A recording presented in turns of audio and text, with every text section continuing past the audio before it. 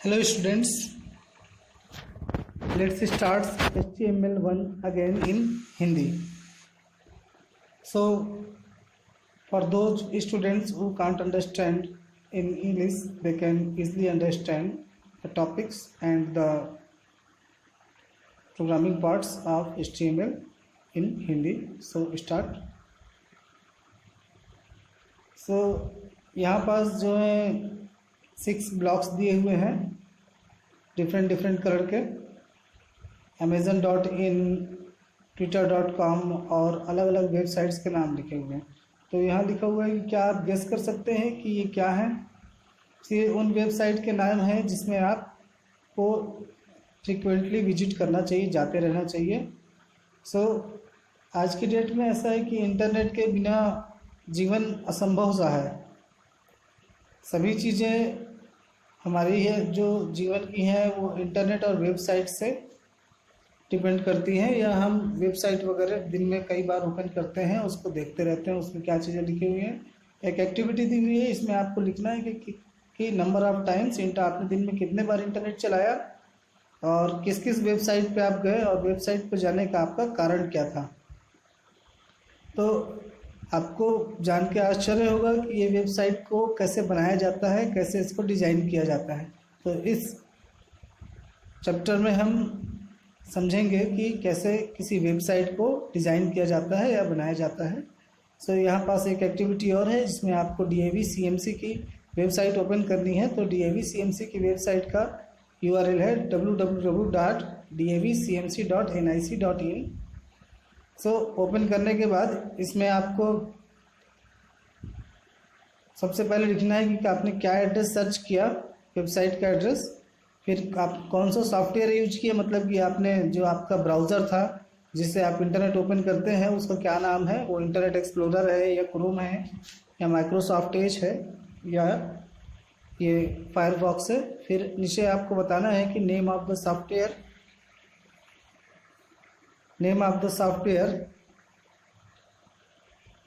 you used to open the website. Okay, then fourth है, do you find any video on the website? So if you found any video on the website, mention here. Then how many images do you see in the photo gallery? So you have to count number of images and write here. How many pages are there in website? मतलब कि website में कितने page हैं वो आपको यहाँ लिखने हैं। इसके बाद लिखा हुआ है कि वेबसाइट जो है CMC की, उसमें आपको टेक्स्ट मिलेगा, वीडियो मिलेंगे, इमेज आप खोज सकते हैं, ये सारी चीज़ें। तो अतः वेबसाइट को हम कह सकते हैं कि ये टेक्स्ट, इमेज या फिर पिक्चर, साउंड और वीडियो का कलेक्शन है या संग्रह है। आगे लिखा हुआ है कि डू यू नो। तो यहाँ पास आप देख सकते हैं कि वेब पेज जो है वो 2 प्रकार के होते हैं, ये बताया गया है। पहला वेब पेज होता है स्टैटिक टाइप का, दूसरा होता है डायनेमिक टाइप का। स्टैटिक टाइप का वेब पेज वो पेज होते हैं जिनमें जो कंटेंट होता है वो हमेशा नहीं बदलता है, वो सेम ही रहता है। लेकिन जो डायनेमिक टाइप के दूसरे टाइप के वेब पेज होते हैं, इसमें कंटेंट जो उसके अंदर का होता है वो बदलते रहते हैं। जैसे न्यूज़ या समाचार वाली वेबसाइट या कोई सोशल मीडिया, फेसबुक, तो इनमें जब भी आप पेज ओपन करेंगे तो ये डायनेमिक पेजेस हैं, इसलिए इसमें कंटेंट अपडेट होके आएगा, करंट के हिसाब से आएगा या फिर जो भी कोडिंग उसमें सेट होगी उसके हिसाब से।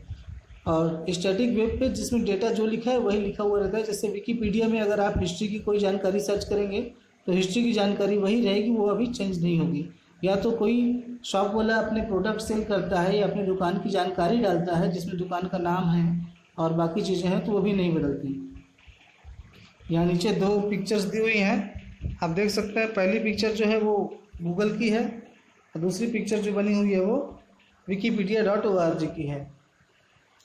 गूगल एक सर्च इंजन है, इसका उपयोग करके हम किसी भी चीज़ को सर्च कर सकते हैं। और गूगल में जब सर्च करते हैं तो वो उस टॉपिक या उस कीवर्ड से, मतलब कि जो भी शब्द हम लिखेंगे जो हमको खोजना है उसको हम कीवर्ड कहते हैं। और कीवर्ड के थ्रू द्वारा गूगल उनसे संबंधित चीज़ों को लाके हमको दिखाता है और उन वेबसाइट्स पे जाके हम अपने जो भी हमारा कीवर्ड होता है, जो जानकारी चाहिए होती है या जो सामान खरीदना होता है, उसकी हम खरीदारी या जानकारी ले सकते हैं। फिर दूसरा पिक्चर जो बना हुआ है वो wikipedia.org का पिक्चर बना हुआ है वेबसाइट का। तो विकीपीडिया एक वेबसाइट है जिसमें सभी प्रकार की जानकारियाँ रहती हैं। आप किसी भी तरह की जानकारी इसमें सर्च कर सकते हैं।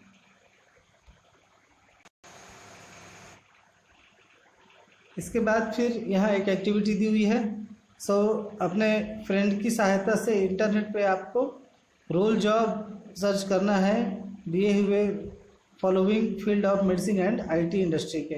तो इसमें आपको जॉब रोल पता करना है कि उनका वर्क क्या है और वो क्या करते हैं। जैसे यहाँ लिखा हुआ है कार्डियोथोरेसिस सर्जन्स, मतलब physicians who specialise in cardiac, मतलब हृदय से रिलेटेड या संबंधित जो भी सर्जरी या विशेषज्ञता है उनको हम कार्डियोथोरेसिस सर्जन्स कहते हैं। और इसी प्रकार नीचे न्यूरोलॉजिस्ट, बाकी चीज़ें लिखी हुई हैं। वेब डेवलपर, तो इनको आपको अपने मित्र की सहायता से सर्च करना है और इनका काम यहाँ पर लिखना है।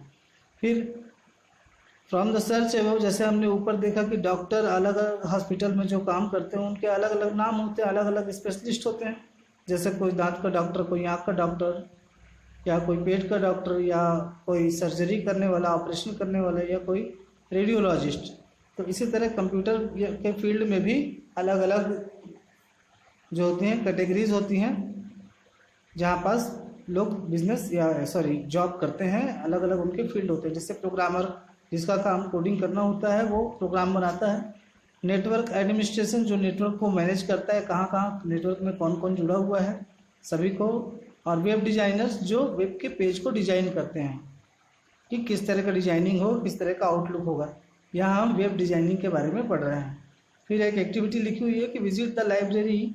तो अपने स्कूल की लाइब्रेरी में आपको जाना है और अलग अलग बुक की अलमारियों को चेक करना है और देखना है, और फिर सभी बुक के प्रकारों को समझना है। देख सकते हैं आप कि वहाँ किस तरह से अलग अलग किताबें अलग अलग अलमारियों में रखी हुई हैं उनके सेक्शन के हिसाब से। तो इन चीज़ों को आपको यहाँ लिखना है कि अलग अलग section, type of books available in your library in the space provided. तो लाइब्रेरी में किस किस प्रकार की बुक रखी हुई है इसको आपको मेंशन करना है। फिर अब आप जब लाइब्रेरी से वापस आएंगे तो आपको आना है कंप्यूटर लैब में। अब कंप्यूटर लैब में आने के बाद फिर आपको देखना है कि जैसे कि आपको समझने की कोशिश करनी है। जैसे जो किताब है उसमें जितने नंबर ऑफ पेज होते हैं वो सारे पेज एक ही उसी किताब से संबंधित होते हैं। किताब जिस विषय की होगी तो उसी संबंधित वो सारे पेज होंगे। इसी तरह जो एक वेबसाइट होती है उसमें बहुत सारे पेज एक दूसरे से संबंधित होते हैं, मतलब कि सभी पेज एक दूसरे से संबंधित होते हैं, किसी न किसी तरह से वो एक दूसरे से जुड़े होते हैं। तो वेबसाइट की परिभाषा लिखी हुई है कि a website is a collection of related web pages. फिर उसके बाद दूसरे पॉइंट पे लिखा हुआ है कि कई तरह के बुक्स लाइब्रेरी में रखी होती हैं अलग अलग अलमारियों में। इसी तरह से अलग अलग वेबसाइट्स हमें मिलती हैं इंटरनेट पे, जो अलग अलग वेब सर्वर्स के द्वारा होस्ट की जाती हैं। अब वेब सर्वर का टॉपिक यहाँ आया है तो ये समझते हैं कि वेब सर्वर होते क्या हैं। जैसे आपने वेबसाइट बनाई तो वेबसाइट को रखने के लिए आपको कोई जगह चाहिए होगी जो 24 घंटे इंटरनेट की कनेक्टिविटी प्रोवाइड कर सके, जिससे आपकी वेबसाइट हमेशा खुली रहे। तो उसके लिए हम वेब सर्वर का यूज करते हैं। तो वेबसाइट जो होती है वो सेव होती है, स्टोर होती है वेब सर्वर में। तो वैसे ही जैसे लाइब्रेरी की अलमारियों में किताबें होती हैं उसी तरह वेब सर्वर्स में वेबसाइट्स होती हैं। फिर हर किताब का खुद का नाम होता है, इसी तरह हर वेबसाइट का आपका अपना खुद का अद्वितीय पता होता है या एड्रेस होता है, यूनिक एड्रेस, जिसको हम कहते हैं यूनिफॉर्म रिसोर्स लोकेटर URL। फिर लिखा हुआ है कि सभी किताबें किसी न किसी विशेष भाषा में लिखी जाती हैं। जैसे कोई हिंदी में लिखी गई, कोई इंग्लिश में, कोई कन्नड़ में, कोई बांग्ला में। तो उसी तरह जो वेबसाइट्स होती हैं उनको लिखा या फिर डेवलप किया जाता है एक विशेष भाषा का यूज करके। इस भाषा को हम कहते हैं हाइपर टेक्स्ट मार्कअप लैंग्वेज या HTML लैंग्वेज। फिर अगले पॉइंट में है कि बुक का कवर पेज हमें बुक से संबंधित जानकारियाँ प्रोवाइड करता है, जैसे कि बुक का नाम, बुक के लेखक का नाम, बुक को छापने वाले पब्लिशर का नाम। उसी तरह जो वेबसाइट होती हैं वो होम पेज से शुरू होती हैं। और अगले पॉइंट में होम पेज के बारे में बताया है कि होम पेज जो है वो पहला पेज होता है हर वेबसाइट का, जो उस वेबसाइट से संबंधित सभी बेसिक जानकारियाँ, आधारभूत जानकारियाँ जो वेबसाइट में है उसको हमको बता देता है कि इसके अंदर अब आगे क्या क्या चीज़ें मिलेंगी। जैसे कि आप अगर किसी ई कॉमर्स की वेबसाइट पर जाते हो तो वहाँ अलग अलग सेक्शन बने होते हैं, तो वहाँ पास आपको फ्रंट पेज पे ही समझ में आ जाता है देख के कि हमको इलेक्ट्रॉनिक्स का सामान लेना है या फिर होम की चीज़ें लेनी है, या फिर अगर हमें कोई दूसरा सामान लेना है तो उसकी अलग अलग कैटेगरी को देख के हमें समझ में आ जाता है कि इसमें कौन कौन से सामान और कौन कौन सी कैटेगरीज प्रोवाइड की गई हैं। एक्टिविटी 4-5 छात्रों का एक ग्रुप बनाकर आपको डिस्कस करना है कि किताबें और वेबसाइट्स में क्या अंतर होता है। जैसे यहाँ हमने समानता ऊपर डिस्कस की, वैसे आपको अंतर को डिस्कस करना है। फिर वेबसाइट कैसे बनाते हैं, डिजाइनिंग का वेबसाइट, तो इस अध्याय में हम ये भी समझेंगे कि वेबसाइट को कैसे डिजाइन किया जाता है। तो एक वेबसाइट को डिजाइन करने के लिए हमको 2 चीज़ों की ज़रूरत पड़ती है। पहला होता है टेक्स्ट एडिटर, जिसमें हम HTML के प्रोग्राम को टाइप करते हैं या लिखते हैं, और दूसरा होता है वेब ब्राउज़र, जहां हम HTML के प्रोग्राम को देख सकते हैं। तो हम सभी ने ओपन ऑफिस राइटर यूज किया है और या MS वर्ड वर्ड प्रोसेसिंग के प्रोग्राम्स के लिए यूज किया हुआ है, कि आपको कुछ भी लिखना होता है, लेटर, पैराग्राफ, इन्फॉर्मेशन, तो हम इसमें टाइप कर सकते हैं। इसी तरह जो टेक्स्ट एडिटर की परिभाषा है वो ये है कि टेक्स्ट एडिटर एक ऐसा वर्ड प्रोसेसिंग प्रोग्राम है जिसका यूज करके हम टाइप या एडिट कर सकते हैं किसी भी HTML के प्रोग्राम को। तो जैसे उदाहरण यहाँ नोटपैड लिखा हुआ है विंडोज़ ऑपरेटिंग सिस्टम के लिए, और गेडिट लिखा हुआ है लाइनेक्स ऑपरेटिंग सिस्टम के लिए। सबसे ज़्यादा यूज किया जाने वाला जो एडिटर है वो नोटपैड होता है। जब हम कोड को नोटपैड या टेक्स्ट एडिटर में लिख लेते हैं तो उसके बाद फिर उसको देखने के लिए HTML में लैंग्वेज में लिखने के बाद देखने के लिए हमको ज़रूरत पड़ती है, क्योंकि वो वेब पेज बन चुका है, तो ज़रूरत पड़ती है हमको इसको देखने के लिए एक वेब ब्राउज़र की। तो इसके लिए हम यहाँ पास देख सकते हैं कि एक वेब ब्राउज़र ओपन करने के लिए विंडोज़ ऑपरेटिंग सिस्टम का जो ऑप्शन है वो दिया हुआ है, स्टार्ट, उसके बाद फिर ऑल प्रोग्राम्स, स्टार्ट, उसके बाद फिर स्टार्ट पे क्लिक करने के बाद फिर ऑल प्रोग्राम्स पे, ऑल प्रोग्राम्स के बाद फिर इंटरनेट एक्सप्लोरर, उसके बाद फिर इंटरनेट एक्सप्लोरर ओपन करने के बाद फिर हमको फाइल ऑप्शन पे जाना है, URL जहाँ पास लिखा जाता है वहाँ पास, और वहाँ जाने के बाद फिर हमको अपने फाइल का एड्रेस टाइप करना है इस जगह पे, या इस जगह पे क्लिक करके हम अपने फाइल एड्रेस पे जा सकते हैं जहाँ हमने सेव करके रखा है। लेकिन पहले फाइल को सेव करने के लिए समझना ज़रूरी है। तो फाइल जो हम बनाएंगे HTML की, तो HTML की फाइल को बनाने के लिए सबसे पहले हमको देखना यहाँ ज़रूरी है कि व्यू करने के लिए तो हम ब्राउज़र में जाके व्यू करेंगे कि वो कैसा दिख रहा है। जैसे यहाँ पर this is my first web page दिख रहा है, लेकिन जब हम फाइल बनाएंगे तो बनाने के लिए हमको नोटपैड ओपन करना पड़ेगा। नोटपैड जो होगा वो हमको, कलर थोड़ा चेंज करते हैं, नोटपैड हमको मिलेगा स्टार्ट मेन्यू से। स्टार्ट करने के बाद फिर ऑल प्रोग्राम्स में क्लिक करेंगे। ऑल प्रोग्राम्स के बाद फिर हम एसेसरीज में click, Windows XP operating system के बारे में है। आप अगर विंडोज़ 7 या दूसरा ऑपरेटिंग सिस्टम यूज कर रहे हैं अपडेट, तो आप सिंपल टाइप कर सकते हैं नाम नोटपैड, और नोटपैड वहीं शो हो जाएगा, यहाँ ऊपर लिस्ट आ जाएगी नोटपैड की सही पास। तो इसके बाद फिर जब आप एसेसरीज में क्लिक करेंगे तो लिस्ट आएगी, इस लिस्ट में से आपको नोटपैड सेलेक्ट करना है। नोटपैड सेलेक्ट करने पर नोटपैड ओपन हो जाएगा। नोटपैड जब ओपन हो जाएगा तो नोटपैड पे आपको इस तरह का कोड एक लिखना है, type the HTML code given below. तो इस कोड में आप देख सकते हैं कि HTML लिखा है, हेड लिखा है, टाइटल, फिर उसके बाद फिर टाइटल क्लोज, फिर हेड क्लोज, फिर बॉडी। तो इसको आप इसको जैसे कि तैसा लिख देना है। लिखने के बाद फिर क्या होगा कि इसको जब आप सेव करेंगे तो प्रोग्राम आप नोटपैड में लिखे हैं, पर सेव करते समय फाइल का नाम आप कुछ भी रख सकते हैं, लेकिन जो उसका एक्सटेंशन होगा उसको आपको .html या .htm ही रखना है, .html या .htm। तो इससे क्या होगा कि कंप्यूटर समझ पाएगा कि आपने वेब पेज बनाया है HTML फॉर्मेट का। वेब ब्राउज़र, उसके पहले कुछ इन्फॉर्मेशन लिखी हुई है। ये Microsoft forms page and Adobe dream viewer के बारे में, मतलब कुछ सॉफ्टवेयर्स हैं ये दो जिनका यूज करके आप HTML के प्रोग्राम्स को बना सकते हैं। ड्रैग एंड ड्रॉप के थ्रू माउस का यूज करके भी कोडिंग लिखने की ज़रूरत आपको नहीं होती। फिर ब्राउज़र की परिभाषा लिखी हुई है कि वेब ब्राउज़र एक ऐसा सॉफ्टवेयर है जो वेबसाइट को देखने के काम में आता है या प्रयोग में आता है। इसमें देख सकते हैं कि जो भी मोज़िला फायरफॉक्स का एक ओपन है window, Mozilla Firefox web browser का।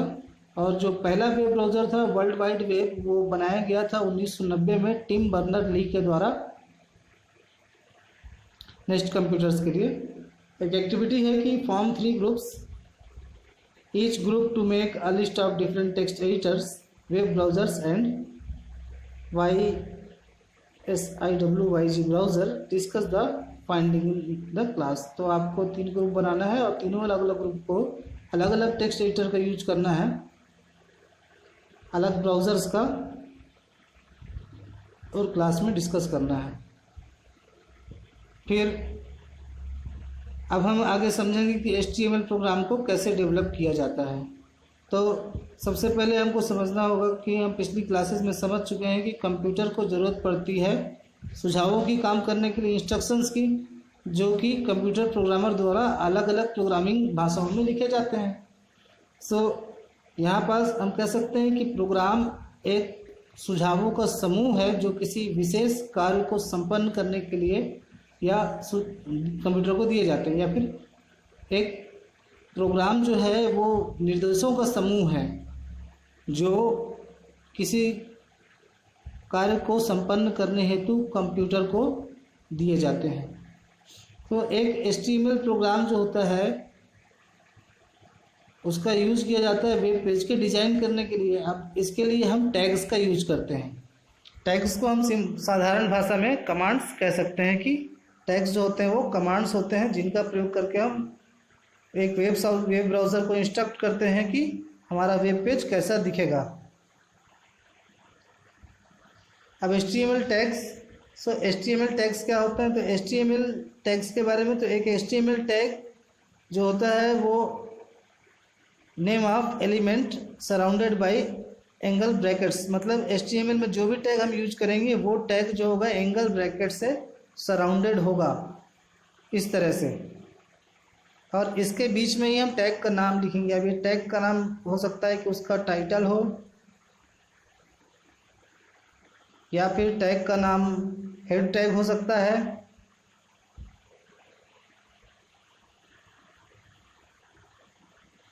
या और कोई टैग हो सकता है, बहुत सारे टैग्स हैं, या फिर P टैग हो सकता है पैराग्राफ के लिए। लेकिन यहाँ पास हमको समझना पड़ेगा कि टैग जो होते हैं 2 प्रकार के होते हैं।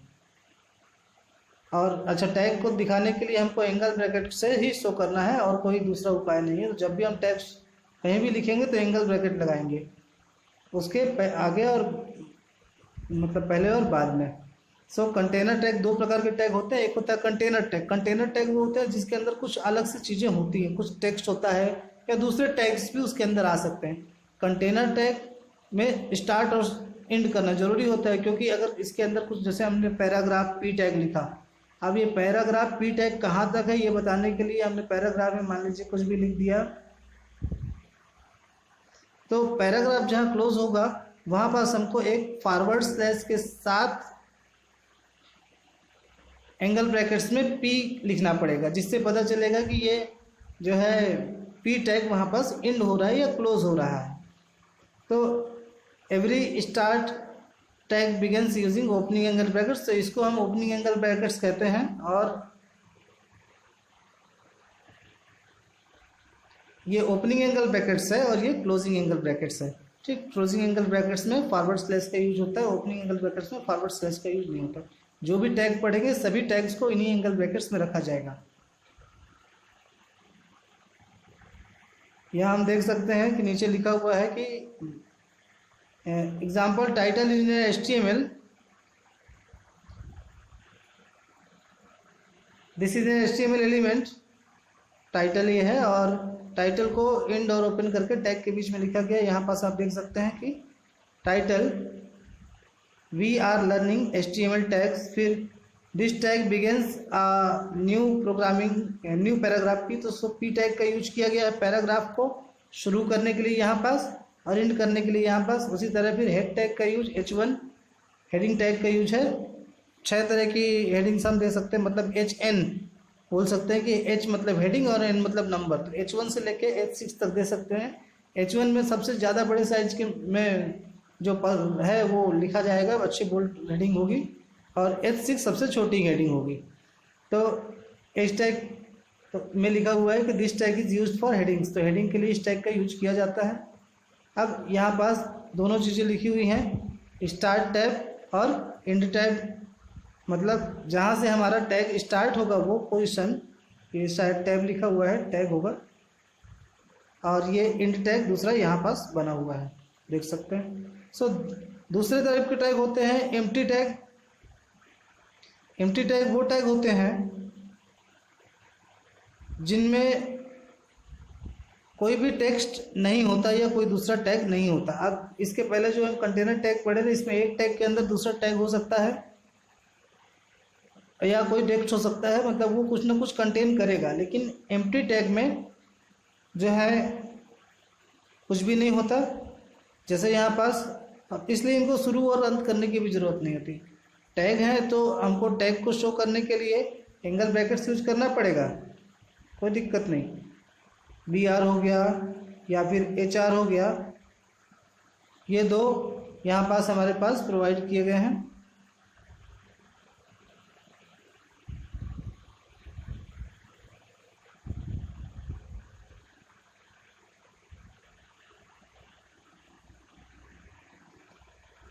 BR टैग का यूज करके हम लाइन ब्रेक कर सकते हैं। लाइन ब्रेक का मतलब यह है कि अगर हम कहीं टेक्स्ट लिख रहे हैं और एक लाइन से दूसरी लाइन में हमको जाना है, तो अगर हम सिंपल इंटर यूज करेंगे तो वो दूसरी लाइन में हम नहीं आ पाएंगे। इसलिए दूसरी लाइन में जाने के लिए, नेक्स्ट लाइन में जाने के लिए हमको BR टैग का यूज करते हैं। और HR टैग का यूज करते हैं हम हॉरिजॉन्टल लाइन ड्रॉ करने के लिए। अगर किसी वेब पेज में हमको हॉरिजॉन्टल लाइन ड्रॉ करनी है तो HR टैग का यूज करते हैं, और एक लाइन से लिख के सीधे वहाँ पास दूसरी लाइन में लिखना स्टार्ट करना है, आगे ना जाके, तो इंटर का यूज ना करके हम BR टैग का यूज करते हैं। दूसरी चीज़, HTML जो है वो केस सेंसिटिव नहीं होता, इसलिए आप स्मॉल लेटर, कैपिटल लेटर या फिर अपर केस, लोअर केस दोनों को प्रयोग कर सकते हैं।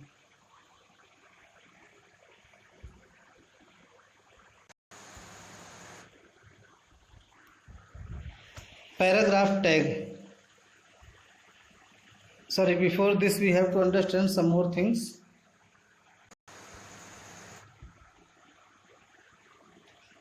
Some container tags. So first is HTML tag. कुछ कंटेनर टैग्स के बारे में यहाँ बताया गया है। पहला है HTML टैग। HTML टैग का प्रयोग करते हैं हम किसी भी HTML के डॉक्यूमेंट को शुरू करने या फिर बंद करने के लिए। जैसे हमने कुछ प्रोग्रामिंग की, HTML के कोई कोड अगर हमने लिखे हुए हैं, जैसे यहाँ आप देख सकते हैं, तो HTML पेज में अगर हम कुछ कोड लिख रहे हैं तो उसको HTML टैग से ही शुरू करना पड़ेगा हमको, और HTML टैग पे ही क्लोज करना होगा। ये यू कैन सी, आप देख सकते हैं HTML टैग से ओपन, HTML टैग से क्लोज। क्लोज वाले में फॉरवर्ड स्लैश का यूज है। इसके बाद नेक्स्ट टैग जो है हेड टैग है। अच्छा, सारे टैग जो होंगे वो HTML टैग के अंदर ही आएंगे। अब HTML टैग के अंदर बाद अगला टैग आता है हेड टैग। तो हेड टैग जो है वो भी कंटेनर टैग है, और इसका जो फर्स्ट एलिमेंट जो इसके अंदर HTML टैग के अंदर होता है, अच्छा सॉरी, हेड टैग जो है HTML टैग के अंदर का पहला एलिमेंट है। हेड टैग के बाद ही बाकी आगे टैग जो है वो HTML टैग के अंदर आते हैं। तो हेड टैग के अंदर टाइटल टैग होता है। टाइटल टैग में जो भी टाइटल हमारी वेबसाइट या वेब पेज के ऊपर लिखा जाना चाहिए वो टाइटल यहाँ टाइटल टैग में ही डिफाइन होता है। फिर टाइटल टैग के बाद फिर अगला टैग है टाइटल टैग क्लोज करिए, फिर हेड टैग भी क्लोज हो रहा है, आप देख सकते हैं। और इसके बाद फिर नेक्स्ट है body tag. So body tag defines the documents body. तो बॉडी टैग के अंदर डॉक्यूमेंट्स की जो भी बॉडी होती है वो डिफाइन की जाती है। इसका मतलब वेब पेज में आप जो भी चीज़ें देखते हैं वो सबको बॉडी टैग में बनाया गया होता है। बॉडी टैग में उसके लिए कोडिंग्स लिखी गई होती है, चाहे वो आप टेक्स्ट देख रहे हो या कहीं लिंक देख रहे हो या कोई पिक्चर या कोई टेबल हो या कोई लिस्ट बनी हुई हो, सब कुछ HTML के अंदर बॉडी टैग के अंदर लिखा जाता है, जो भी हमको वेब पेज में दिखाई देता है। बॉडी टैग भी एक कंटेनर टैग है और इसलिए बॉडी टैग के अंदर ही बहुत सारे टैग आते हैं। एक एक्टिविटी लिखी हुई है कि जब भी हमने ओपन ऑफिस राइटर की फाइल को सेव किया तो एक एक्सटेंशन दिखाई दिया हमको ODT। तो आपको इन सारे सॉफ्टवेयर्स को ओपन करना है और फाइल को सेव करके बताना है, यहाँ लिखना है कि जो डॉक्यूमेंट या जो फाइल बन रही है वो किस एक्सटेंशन से सेव हो रही है। यहाँ पास open office impress, paint brush, Excel, movie maker, Windows का, माइक्रोसॉफ्ट का पावर पॉइंट और ओपन ऑफिस कैल्क दिया हुआ है। फिर फाइल को कैसे सेव करते हैं, तो जब भी हम फाइल बना लेंगे, जैसे यहाँ हमने एक फ़ाइल बनाई हुई है, मान लीजिए ये हमने एक फ़ाइल बनाई जिसमें हमने ये कोड लिखे, और इसको सेव करने के लिए आपको या तो फाइल मेन्यू में जाकर सेव एज पे क्लिक करना होगा या तो फिर कंट्रोल एस से भी आप सेव कर सकते हैं। पहली बार कर रहे हैं तो जैसे ही आप कंट्रोल एस पे क्लिक करेंगे वैसे ही ये विंडो आपको ओपन होकर दिखाई देगा। यहाँ सेव वाला विंडो बना हुआ है और इस विंडो को ओपन होने के बाद फिर यहाँ पास आप फाइल को सेव कर सकते हैं। ये सेव एज का डायलॉग बॉक्स है। इसके लिए आपको इस पॉइंट पे अपनी लोकेशन लिखनी होगी कि आप कहाँ सेव करना चाहते हैं। कहाँ सेव करना चाहते हैं लिखने के बाद फिर आप फाइल का नाम अपनी चॉइस का यहाँ पास लिख सकते हैं, लेकिन फाइल के टाइप में आपको .html एक्सटेंशन लिखना पड़ेगा और फिर उसके बाद फिर आप इसको फाइल को सेव करेंगे तो ये HTML फाइल के नाम से सेव हो जाएगी। यहाँ देख सकते हैं जैसे ये सेव होगी तो इसका नाम जो होगा आपको मेन्यू के टाइटल बार में दिखाई देगा विंडो के। अगर आप फाइल को प्रॉपरली सेव नहीं करते हैं सो आपको इसका आउटपुट नहीं मिलेगा, क्योंकि अगर ये बाय डिफ़ॉल्ट नोटपैड की फाइल .txt एक्सटेंशन से सेव होगी तो वो सिर्फ नोटपैड में ही ओपन होगा, या दूसरी जगह भी ओपन करेंगे तो उसको वेब पेज जैसा व्यू नहीं मिलेगा। सिर्फ आपको वही दिखाई देगा जो आपने HTML की कोडिंग लिखी हुई है, वो नहीं दिखाई देगा जो आपको दिखना चाहिए। पैराग्राफ टैग, आप यहाँ पास दो कहानियाँ देख रहे हैं, द मिसिंग गोट। दोनों कहानियाँ सेम है, लेकिन पहले में कहीं पास भी इंटर का यूज़ या ब्रेक का यूज़ नहीं हुआ है या पैराग्राफ जैसा नहीं दिखाई दे रहा। पूरा एक सिंगल पैराग्राफ में पूरी कहानी लिखी हुई है और दूसरी कहानी में अलग अलग पैराग्राफ बने हुए हैं जहाँ पास भी पैराग्राफ जरूरी थे। तो कुछ प्रश्न लिखे हुए हैं, क्या आप दोनों कहानियों में डिफरेंस समझ सकते हैं, यस और नो। क्या आप डिफरेंस बता सकते हैं दोनों के दिखने में, क्या अलग अलग दिख रहा है दोनों कहानियों में, कौन सी कहानी ज़्यादा अच्छी दिख रही है और आप किस तरह की लिखी हुई कहानी को पढ़ा जाना पसंद करेंगे। दोनों एग्जाम्पल से हम समझ सकते हैं कंपेयर करके कि टेक्स्ट जिसमें एक से ज़्यादा लाइन होती है उसको नए पैराग्राफ में लिखा जाना चाहिए। HTML में इसके लिए हम p टैग का यूज करते हैं। नए पैराग्राफ को यूज करने के लिए p टैग जो है वो कंटेनर टैग है और ये स्टार्ट होता है एंगल ब्रैकेट के साथ p से और क्लोज होता है एंगल ब्रैकेट और उसके अंदर फॉरवर्ड स्लैश के साथ p से।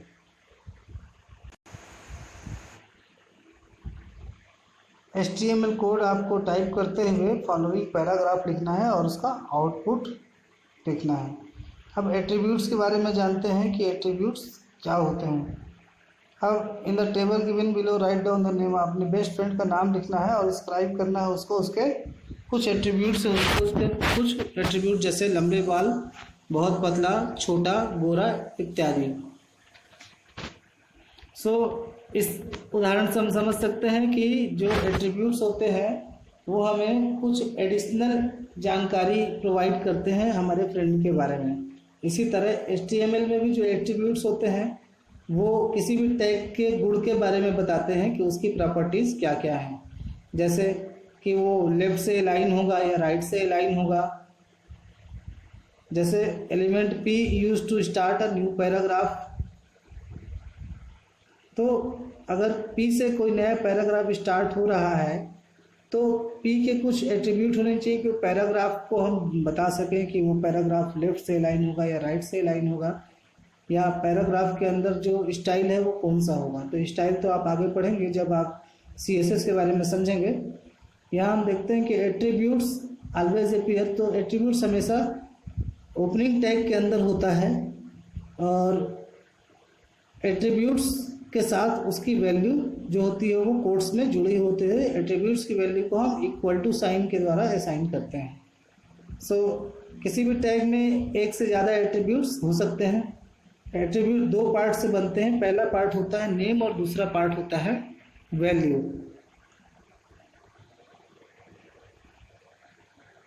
तो जो नेम होता है इज अ प्रॉपर्टी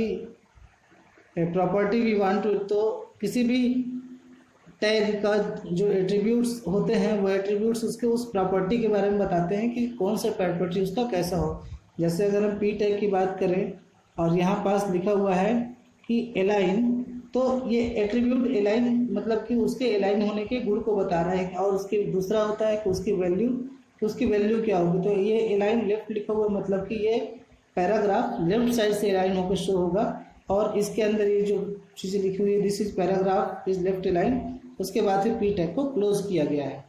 इसी तरह से दूसरी लाइन में P को राइट से अलाइन करने के लिए लिखा हुआ है, और थर्ड लाइन में पैराग्राफ को सेंटर से अलाइन करने के लिए लिखा हुआ है। तो लाइन एट्रीब्यूट्स का यूज करके पैराग्राफ को सेट किया हुआ है। तो आपको most of the processing programs like writer, MS word हमको फैसिलिटी प्रोवाइड करती हैं कि हम टेक्स्ट के अलाइनमेंट को चेंज कर सकें। जैसे आप वर्ड या प्रोसेसिंग सॉफ्टवेयर किसी में काम करते हैं तो आप उसके अलाइनमेंट को अपने हिसाब से सेट करते हैं कि चैप्टर का नाम है तो वो सेंटर में हो।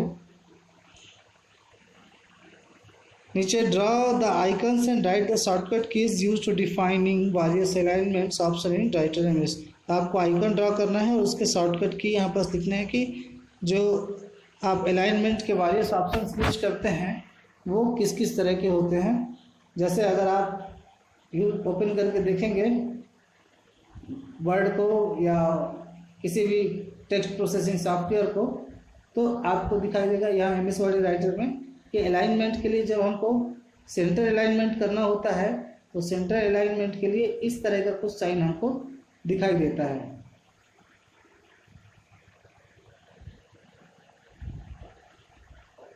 और अगर हमको किसी भी टेक्स्ट को राइट या लेफ्ट से अलाइन करना है तो उसके लिए हमको अलग अलग डिज़ाइन शो होते हैं। जैसे अगर लेफ्ट से अलाइन होना है तो इस तरह से कुछ आपको शो होगा,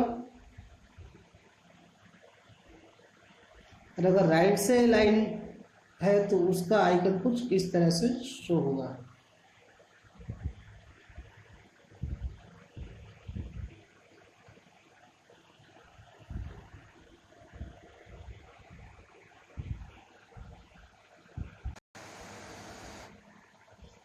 अब देखते हैं कि P टैग जो है उसके कौन कौन से एट्रीब्यूट्स होते हैं। तो P टैग के यहाँ पर 4 एट्रीब्यूट्स लिखे हुए हैं, लेफ्ट, राइट, सेंटर और जस्टिफाई। मतलब 4 तरीके से हम अपने पैराग्राफ को अलाइन कर सकते हैं, लेफ्ट से, राइट से, सेंटर से और जस्टिफाई से। जस्टिफाई का साइन कुछ इस तरह से होता है जिसमें सभी लाइंस बराबर होती हैं, जस्टिफाई का icon. Attributes of body tag, तो बॉडी टैग के कौन कौन से एट्रीब्यूट्स होते हैं। अच्छा, उसके पहले आपको एक प्रोग्राम लिखना है जिसमें आपको अपना नेम डिस्प्ले करना है अपने पेज HTML पेज के बॉटम के राइट कॉर्नर पे। So use right alignment and use lots of breaks. So attributes of body tags, next topic. तो यहाँ पास एट्रीब्यूट्स और उसका डिस्क्रिप्शन लिखा हुआ है। तो पहला एट्रीब्यूट है BG कलर, मतलब कि हम बैकग्राउंड कलर जो हमारा बॉडी टैग है जिसके अंदर पूरा हमारा वेब पेज का कंटेंट दिखाई दे रहा देगा, उस वेब पेज के बैकग्राउंड कलर को हम सेट कर सकते हैं बॉडी में जाके बीजी कलर एट्रीब्यूट का यूज करके।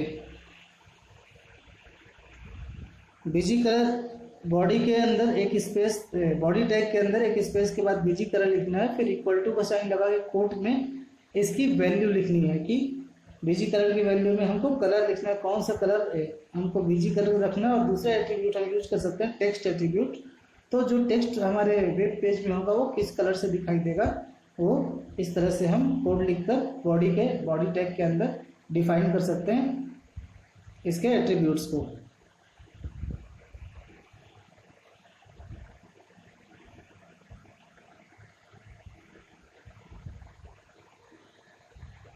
नेक्स्ट टैग है हेडिंग टैग। हेडिंग टैग के पहले एक कंप्लीट करने को लिखा हुआ प्रोग्राम, इसमें कुछ चीज़ें खाली स्थान हैं जिनको आपको भरना है। तो खाली स्थान में हेड टैग क्लोज नहीं हुआ है पहले में, दूसरे में बॉडी टैग में जो है वैल्यू नहीं लिखी हुई है, सॉरी एट्रीब्यूट का नाम नहीं लिखा हुआ है, वैल्यू लिखी हुई है, और लास्ट में फिर बॉडी टैग को क्लोज नहीं किया गया है। इसको आप फिलअप कर लेंगे। फिर हेडिंग टैग है, तो हेडिंग टैग में आपको कुछ एक्टिविटी दी हुई है कि आपको ओपन ऑफिस राइटर ओपन करना है और अलग अलग साइज की और इस हेडिंग आपको लिखनी है। जैसे आपकी जो हेडिंग होगी वो 20 पॉइंट की होगी, पहली लाइन जो होगी वो 18 point, second line 16 point, third line 14 point और fourth line 12 point. Work is worship, so without ambition one starts nothing, without work one finishes nothing, and the prize will not be sent to you, you have to win it। Prize आपके घर में भेजा जाएगा, आपको इसको जीतना पड़ेगा। Sorry, आपको नहीं भेजा जाएगा, आपके घर की बात नहीं है। जब आप अलग अलग साइज में राइटर में लिखेंगे तो ये आपको अलग अलग साइज के दिखाई देंगे। इसी तरह से अगर आप वेब पेज में लिखना चाहते हैं तो आपको HN टैग का यूज करना होता है, और ये डिफरेंट हेडिंग के लेवल को डिफाइन करने के लिए यूज किया जाता है। तो इस तरह से HTML में 6 तरह की जो हेडिंग लेवल है वो डिफाइन की गई है। सो H1 से लेके H6 तक आप यूज कर सकते हैं। इसके बाद ये प्रोग्राम में अलग अलग तरह की हेडिंग का प्रयोग किया गया है, तो इसको बनाकर आप कंप्लीट कर लेंगे। और write the program to create web page using, तो इन इंस्ट्रक्शन को फॉलो करते हुए आपको एक HTML का प्रोग्राम बनाना है।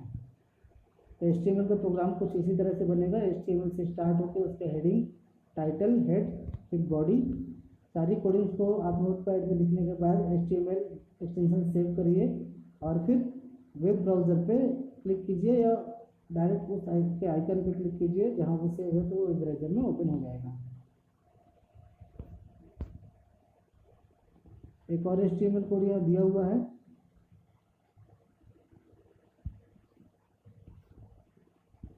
इसमें हम देख सकते हैं कि जब हमने ऊपर HTML कोड लिखा है तो हमने अलग अलग लाइंस लिखी हुई हैं और वो हमको सेपरेट दिखाई दे रही है कि there are 4 lines. First line in which HTTP, second line in which website, third line in which secure and 4 line in which transaction. But जब हम इसको वेब पेज में व्यू कर रहे हैं तो ये लाइनें एक साथ जुड़ी हुई दिखाई दे रही हैं। सो how many lines of text, तो यहाँ पर 4 लाइन थी टेक्स्ट की, आपने देखा। So how many lines of text we type in the body tag, तो बॉडी टैग में हमने नोटपैड में जब टाइप किया था तो हमने कई लाइन्स टाइप की थी, लेकिन जो टेक्स्ट में डिस्प्ले हो रहा था तो क्वेश्चन नंबर 1 में एक ही लाइन हमको डिस्प्ले हो रही है। फिर किस की का यूज किया जाता है नेक्स्ट लाइन में जाने के लिए, राइटर या इंप्रेस किसी में भी, तो इंटर का यूज किया जाता है। और इंटर का क्या काम है, फंक्शन क्या है, तो वो नेक्स्ट लाइन में हमको सेंड कर देता है विदाउट यूजिंग स्पेस। इसी तरह HTML का वेब ब्राउज़र इंटर की को नहीं समझता, इंटर की जगह वहाँ पास हमको BR टैग का यूज करना होता है। सो एंगल ब्रैकेट के बीच BR टैग का यूज करते हैं। BR टैग जो है वो एम्प्टी टैग है, इसलिए इसको हमको क्लोज करने की जरूरत नहीं है। हमको जहाँ पास नेक्स्ट लाइन में जाना है हम HTML के प्रोग्राम में वहीं पास BR लिख देते हैं एंगल ब्रैकेट में और हम नेक्स्ट लाइन में पहुंच जाते हैं। एम्प्टी टैग है तो इसको क्लोज करने की जरूरत नहीं। यहाँ पास आप देख सकते हैं कि एक्टिविटी लिखी हुई है, तो इसमें आपको बताना है कि कितने बी आर टैग का यूज किया जाएगा। तो there are 5 lines, so we must use 4 B R tag, sorry हमको 4 बी आर टैग का यूज करने की जरूरत पड़ेगी। फिर एक HTML प्रोग्राम दिया हुआ है और इसको टाइप करना है, इसके आउटपुट को व्यू करना है। तो आउटपुट को व्यू करेंगे तो इसमें सभी बी आर टैग का यूज किया गया है, इसलिए अलग अलग लाइन्स में शो करेगा।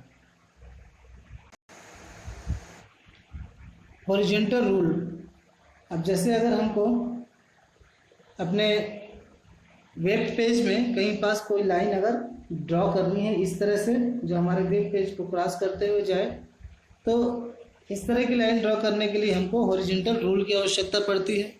अब यहाँ पास कुछ चीज़ें करने कुछ लाइंस लिखी हुई हैं, small things do big jobs, और इसमें अलग अलग लाइंस लिखी हुई हैं। तो कुछ इंस्ट्रक्शन नीचे लिखे हुए हैं कि आपको पहली line, first line from the centre of the paper in orange colour, आपको पहली लाइन ड्रॉ करनी है सेंटर में ऑरेंज कलर से, सेंटर से, और of the paper in orange colour में। तो अलग अलग कलर की लाइन्स आपको ड्रॉ करनी है। सो इस तरह के वर्क को अगर आप अपने वेब पेज में करना चाहते हैं तो हमको HR टैग का यूज करना होता है। HR टैग का यूज हॉरिजॉन्टल लाइन को ड्रॉ करने के लिए किया जाता है। तो the HR tag is used to draw the horizontal lines, और हॉरिजॉन्टल लाइन को ड्रॉ करने के लिए जो प्रोग्राम है ये एक यहाँ पास लिखा हुआ है। हॉरिजॉन्टल HR टैग एक एम्प्टी टैग है, तो हमको इसको क्लोज करने की ज़रूरत नहीं होती। जैसे आप यहाँ पास प्रोग्राम में देख सकते हैं कि this text will be followed by a horizontal line, और नीचे HR टैग लगा हुआ, मतलब एक हॉरिजॉन्टल लाइन वहाँ पास ड्रॉ हो गई। हॉरिजॉन्टल लाइन के जो एट्रीब्यूट्स हैं ये काफ़ी सारे हैं। जैसे आप इसको अलाइन कर सकते हैं लेफ्ट, राइट और सेंटर से। आप स्पेसिफाई कर सकते हैं कि a grey solid rule with no colour, without colour का एक grey solid rule no shade से। आप इसका जो है हाइट डिफाइन कर सकते हैं कि हाइट कितनी होगी हॉरिजॉन्टल रूल की, मतलब कि वो कितना मोटा होगा हॉरिजॉन्टल रूल, या फिर उसकी लंबाई कितनी होगी उसकी विड्थ से, या वो किस कलर का होगा उसके कलर नेम से। उसके एट्रीब्यूट्स लिख के इक्वल टू वैल्यू लिख देने से वो चीज़ें शो होंगी।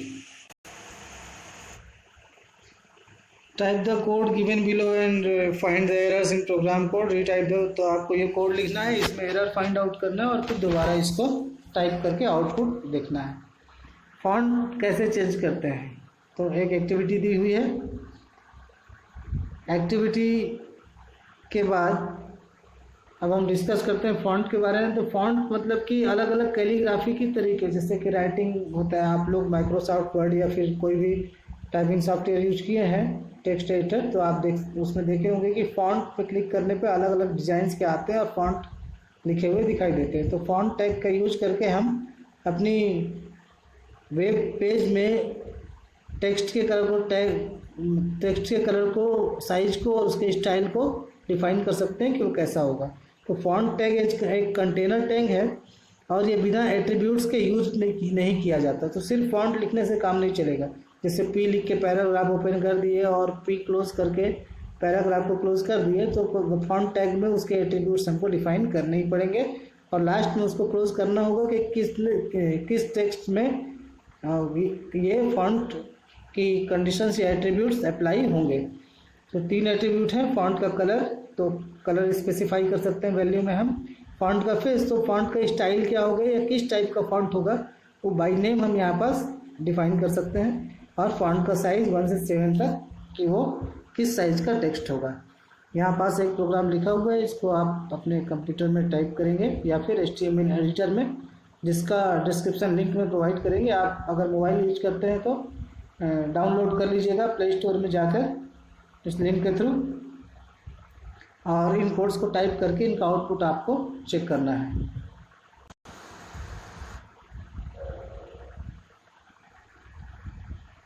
कमेंट्स, अब हमको पता है कि जब हम क्लास में टीचर्स पढ़ा रहे होते हैं तो कभी कभी हमको कुछ चीज़ें लिखनी पड़ती हैं, जिनको हम लिख लेते हैं। उसको टीचर के लिखाई चीज़ों से कुछ नहीं होता, वो हमारी याद रखने के लिए होती है कि बाद में जब कभी हमको याद करना हो तो हम अपनी तरह समझ सकते हैं। इसी तरह HTML के प्रोग्राम को बनाते समय भी आप उसमें कमेंट लिख सकते हैं, जिससे आपको पता चले कि कोई लाइन अगर लिखी हुई है नीचे कोड की तो उस कोड की लाइन को क्यों लिखा गया है। तो कमेंट को लिखने के लिए हम कमेंट टैग का यूज़ करते हैं, और ये एक कंटेनर टैग है।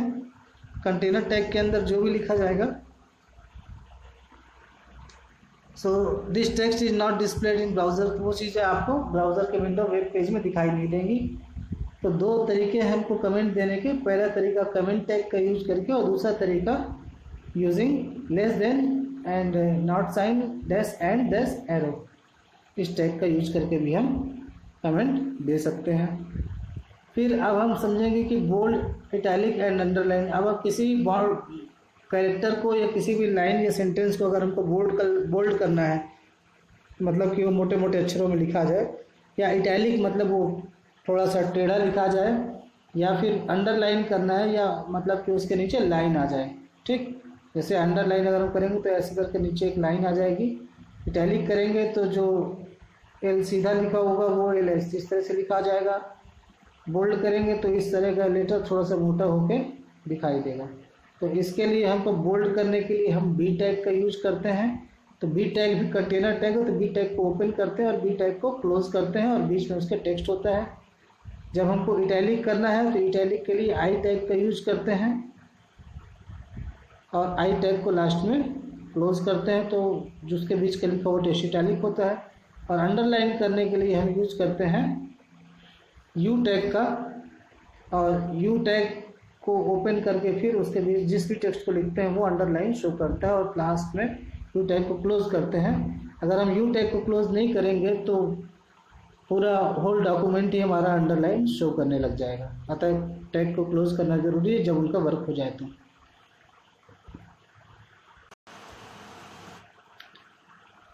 यहाँ एक प्रोग्राम बना हुआ है जिसमें करेक्ट और इनकरेक्ट कोड लिखा हुआ है।